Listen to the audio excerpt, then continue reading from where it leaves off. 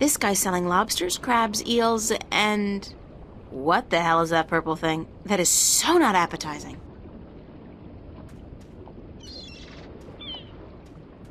Stout guardians of the city. Wooden, but stout. And that blue fire is way cool.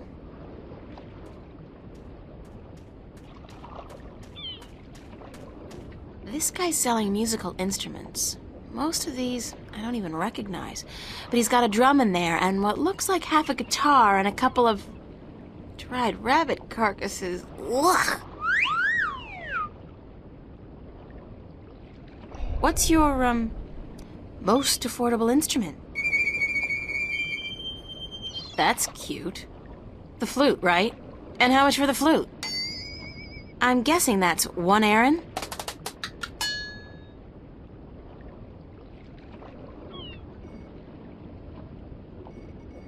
I'll have the flute. That's 1 errand, isn't it?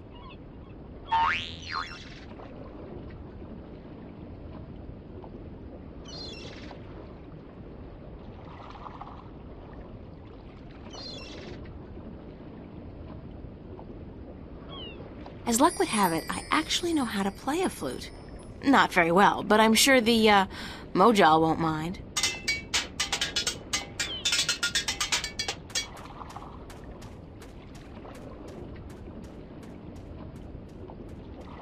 This lady's selling fresh fish.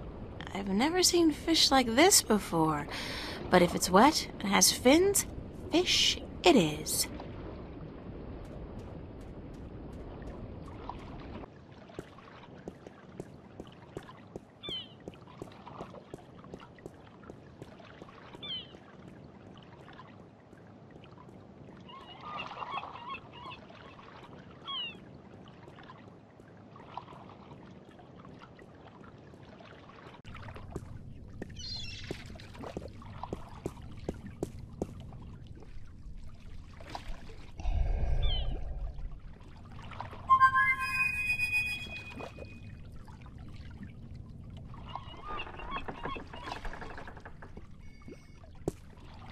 I'm ready to play some music if you're ready to sign. Aye, go on, but don't stop until I'm done signing, or the Mojal will surely wreak vengeance on us both.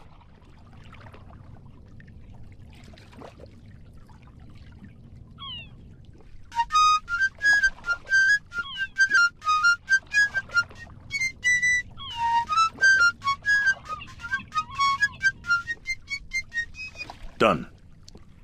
Here you go. And don't ever ask me to sign anything ever again. I can pretty much guarantee you that.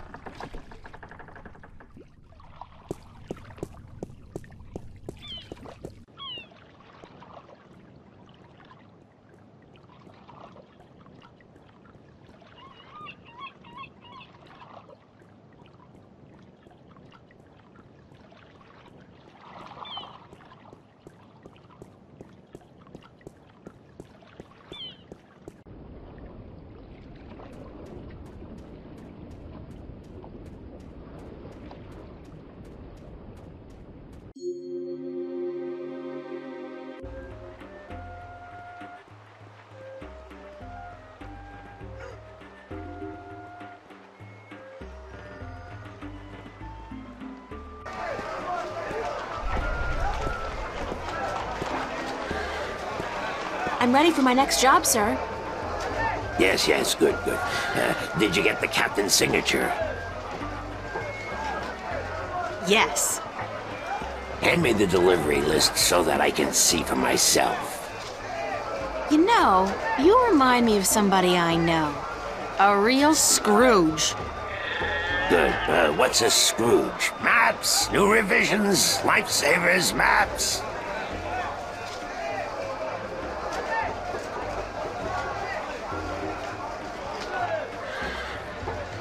Right. Your next assignment is a map of Shangagriel to the Rolling Man. Hold on. Did you not ask me about him earlier today? No, that wasn't me. That was somebody else. I could have sworn. Well, no matter. Do you know how to get to the Rolling Man's house? I forget. Let me explain then. Now, pay attention because this is complicated. He has chosen to live in the most inaccessible place in the city, but I guess he has his reasons. First, you head west off the marketplace on Oak until you get to a tiny little apothecary, Mrs. Cassop's Herbs and Oils, where you turn north on Southstreet. Confusing that, for about 4 minutes of brisk walking. That's when you see a large grove of trees. It's a memorial to those who died in the last war with the tyrant back the balance knows when. Can't see why they choose to remind us of that, where you'll turn left. That's west? No, left. That'll take you back south, but onto Northstreet instead. And that keeps you out of the Dalmari neighborhood. Down that way, nasty, nasty neighborhoods. Keep walking south for about, or was that north? Wait, north on Southstreet, south on Northstreet, or the other way around. Anyway, find the Rose Bridge off Iread Avenue and cross it. There's a river?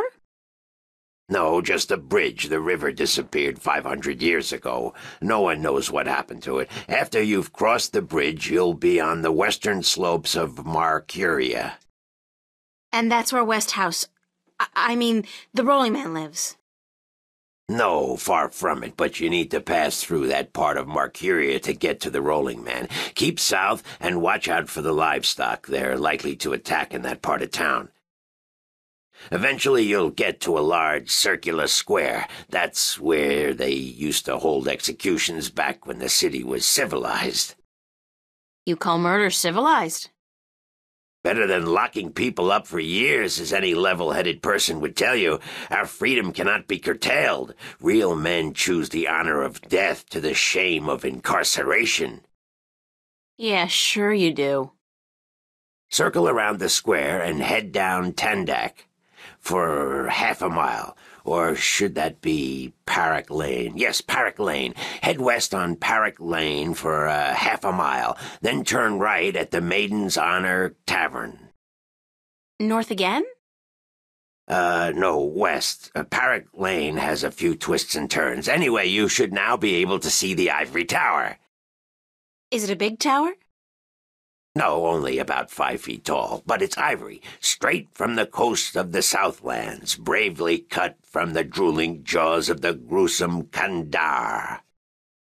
Big creature, 4 legs, large ears, long snout, sort of grayish in color? Yes, the horror of the Southlands. Many a brave hunter has fallen victim to its ravaging hunger. Good grief. Okay, then what? Pass by the tower to the edge of the cliff and look down. The Rolling Man has built his home on the cliffside. It's a wonder he's not been washed away by the storms. I hope I got all that. Basically, go west until I hit the edge, right? Yes, that would be correct.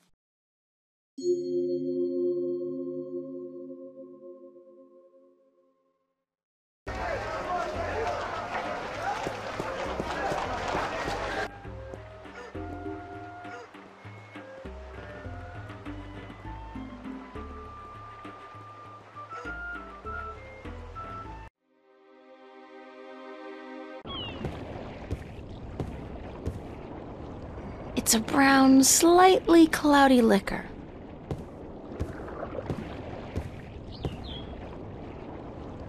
That's probably Mr. Westhouse.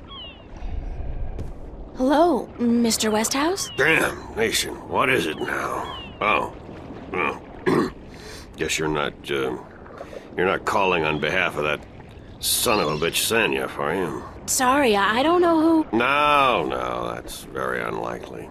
From what I hear, he doesn't much enjoy the company of women. Well, who in damnation are you? April Ryan, sir.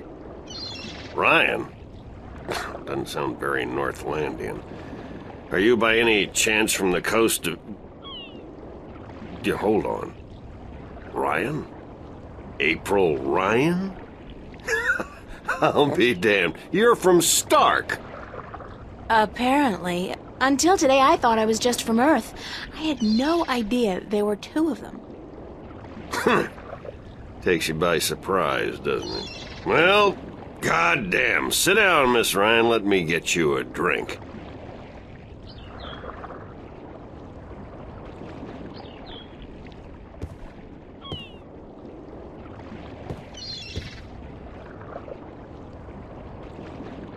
The liquor over here stinks to high heaven. Magic pollutes the purity of the spirit, but I keep a bottle of Glenfiddich for special occasions. Thanks for the offer, sir, but I didn't come here to have a drink. Really? I see. This isn't a social call. No, sorry. Oh, no matter. It's still a pleasant surprise to meet someone from home. Now, what may I do for you?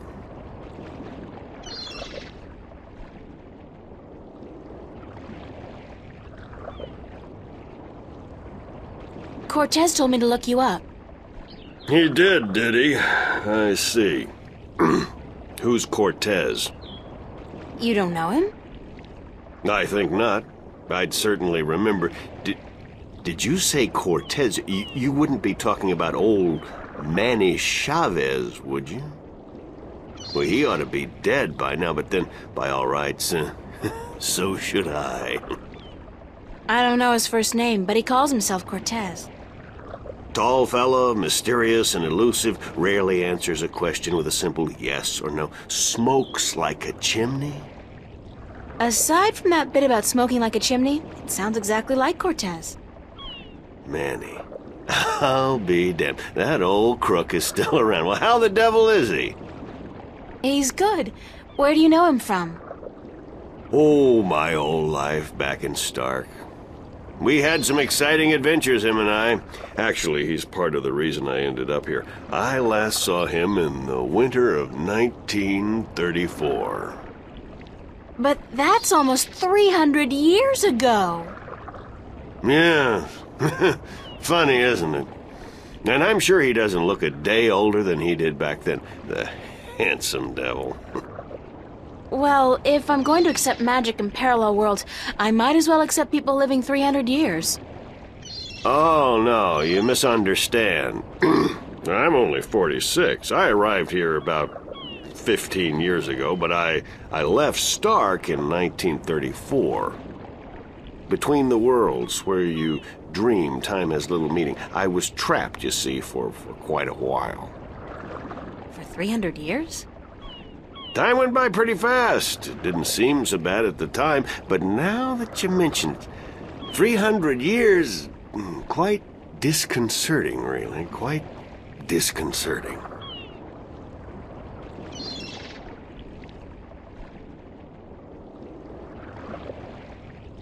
How did you end up here in Marcuria? That's quite a story. I won't bore you with the details, but suffice it to say, I was always somewhat of an adventurer. The promise of virgin territory untouched by civilization held great sway with me in my youth, as did the idea of a highly spiritual state of mind. The occult, magic, karma. I was born in 1902 in Boston. By the time I was 17, I'd put that life behind me. I spent the next 3 years at sea, and then I wandered around Europe for a time. In the early 30s, the 1930s, of course, I found myself in India working as a journalist. That's where I met Manny, and that's where I first heard of Arcadia. I was amazed and quite skeptical at first, but the thought of a whole new world to see and magic... I was a fool, of course, but who knew where my curiosity would bring me? So what happened in India? I've tried to forget about it, to be honest. If I could go back and convince myself not to... but I still wouldn't have listened, of course. The unknown attracts.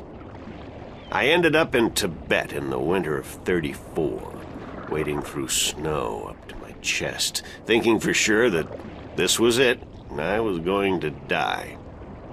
Manny pulled me out of that one, thank God. I spent 3 months in a monastery before... pushing on into the void. There's only one way for a non-shifter to pass through the divide, and it's not an easy road to take. Now, if you don't mind, I'd prefer not to talk about the past anymore. There's more than enough to worry about in the present.